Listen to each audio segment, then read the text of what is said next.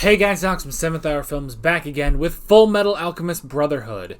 Last time around we had Revving at Full Throttle, where Al met up with Hohenheim and he actually told him the entire backstory of being from Xerxes and everything.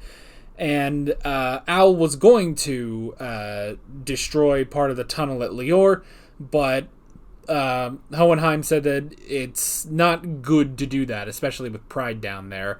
And even though the circle may be done, the day of reckoning has not come. So yeah. Meanwhile, Ed had recovered at a hospital, and he and the two Chimeras were heading out. They got away from some soldiers, and Ed was thinking of where Al could possibly go. Potentially, maybe he's thinking about going to Lior. And yeah, also Greed was confronted by one of the old Greed's lackeys, and he started getting memories of the old version of Greed, which were supposed to be completely erased, but it was causing him some trouble, which actually allowed Ling to start pushing back against him. And where last we saw, Greed was fighting Wrath. So, yeah, that's pretty crazy. Anyway, like always, the reaction is down in the description and in the pinned comment for your viewing pleasure. So let's go ahead and jump right into this episode of Fullmetal Alchemist Brotherhood. Here we go.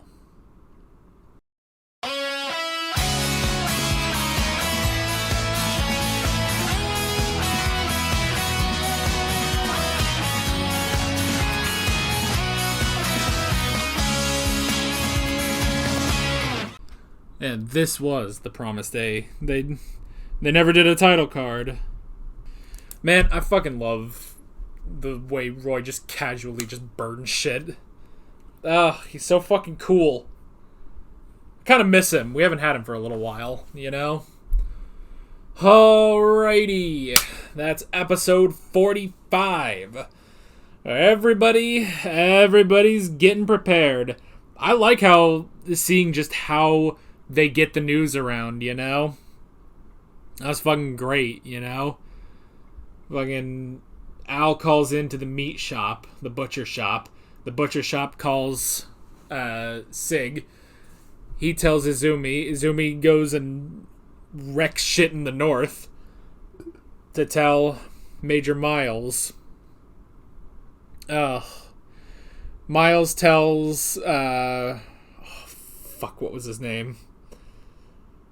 I can't remember, but they tell him to tell the old general. The old general tells Rebecca. Rebecca tells Hawkeye. Hawkeye gets the message to Havoc, who then gives the message to Roy. That's fucking great. The promised day. Oh boy, this is interesting shit. I mean, basically, we're building up to the honestly, I guess, the final arc, you know? Because we've got, what are we at, 19 episodes left in this series, but boy oh boy, we've got a lot to do. But we're kind of getting there, you know? We got an end in sight, you know? Oh boy. So, first off, Greed versus Wrath. That was pretty cool. That was pretty cool to see. A bit of a rematch, which was interesting. And yeah, honestly, like, who knows if Greed could have taken him. I mean, he caught the Fuhrer without, most of his swords. He only had the one, but it's just in his confusion and everything, he just had to get out of there, you know? So that was really interesting. A great fight. Definitely a great fight. I don't know how the hell they explain that to the wife, though, but whatever. Of course, there is also the point of, would Greed have been able to win overall, especially with Pride there? I don't know. But he got out of there, and it was a good fight anyway, so yeah. And what also was a great fight was the Armstrong Civil War, Olivier versus Alex. That was hilarious, that even with all of his alchemy, she just kicks the shit out of him. She is so fucking strong. Dude, I cannot, like, handle how many fucking strong women are in this show. They are so fucking awesome, you know? You got Olivier tossing this dude around like he's fucking nothing. Fucking Izumi, God, she's so goddamn badass. You got fucking Hawkeye, fucking everyone. And then when you get the ones, and even like Lanfan, then you get the ones who aren't necessarily fighters. You get freaking Mei and Winry, and they're just fucking awesome anyway, you know? It's like fucking, it's spectacular. It's spectacular. Just every single fucking, every woman on this show is fucking awesome, you know? Even when you get to the villains, you know? When you get to Lust, she was fucking cool. But yeah, Olivier just kicked the shit out of him. And I love, too, that is like, well, I'll have you two fight to see who will be my successor, who will lead the house. But immediately they all know that Olivier's going to win, you know? So they just immediately just get their shit and leave, you know? So at that point, it's like, why even do that? Maybe it's just like the honor of like, well, like we didn't, you know, the dad didn't disinherit Alex. He disinherited himself by fucking that whole thing up, you know? So, oh boy. But yeah, that was awesome. And yeah, and she made sure that the family will not be held hostage. They're off to Shing. Now the young girl, Catherine, I swear that was the girl in Yoki's backstory that he like accidentally like walked in on. And then didn't she like beat him with a grand piano? That sounds very Armstrong, you know? So, maybe, I think that was it, which is interesting. Then we got Mei, who was going to head back to Shing, but nope. She feels too guilty. She wants to help. She wants to help the people of Amestris, so there's that, at least, but also the fact that she was tricked by Envy, basically. That Envy wants to be taken back to Central and get a Philosopher's Stone, but where are you gonna do that, you know? Unless she takes Greed's Philosopher's Stone? I don't know. Where do you just get a Philosopher's Stone? Oh, you know something I thought of? In the credits here, when they show, like, everybody, Gluttony's back. Which is interesting. Because, and honestly, now, Father is down to four of the homunculus, four of the deadly sins, because he has sloth, gluttony, wrath, and pride. Boy, there's a bit of a difference between those, you know? There's a bit of a difference between those, but lust is dead, greed is AWOL, and envy is captured, so man, it's crazy that lust is the one who's just fucking dead, you know? And it's like, you know, we have a version of greed, but yeah, like that's fucking crazy. I also like, though, I like that greed is always the one who goes rogue, you know? It's always greed. Like, you can only presume that this is what happened the first time, you know? And if anything, that's because it's his own goddamn greed that propels him away, you know? So yeah, it's so interesting. But we got Ling back for a few minutes, which was pretty cool.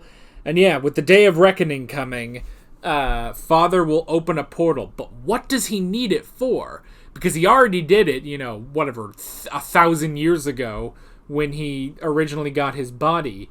But why does he need to do it again? That's the question. And the best way for Ed and Al to get their bodies back is to jump in. The problem is, in order to open this portal in the first place, that will sacrifice pretty much everyone in Amestris. So there's an issue. How do you get through the portal without destroying the country, you know? Without committing genocide, you know? So they'll have to figure that out, definitely. But and then we also had something with the message to Lanfan. But I'm not sure. I don't know. We don't know what it is. But I'll be very curious. We haven't seen Lanfan and Fu in quite a while, so I'll be curious as to what it is. But then we had Greed coming back and Ed joining his team, which is really interesting. So yeah, I mean, I don't know, like maybe Ed's thinking like, well, I could use this or something, or I'm sure he has some sort of other plan, but I don't know. I'm not sure, but now Ed works for Greed, which is interesting. So yeah. And I also like that moment where it's like, oh, you know, you can be emperor of an entire country, and it's like, that's not big enough. And you're like, oh my gosh, why would you go further? But then you remember, he is Greed. Of course he would be that ambitious. He would want to take over the entire world. He is Greed. To him, you are like the buzzing of flies, you know? Oh, Shing would not be enough. He wants to conquer the world, you know? Well, good fucking luck with that. So yeah, so that was really cool. And yeah, what is Ed going to be doing now that he's teamed up with Greed? We'll have to find out. But yeah, then we have spreading the word, which is really fun. So yeah, just all of that. I want to believe that the guy didn't have to touch the girl's butt, but he did. You know, fucking pervy old man. He's the fucking Master Roshi of this show. You know.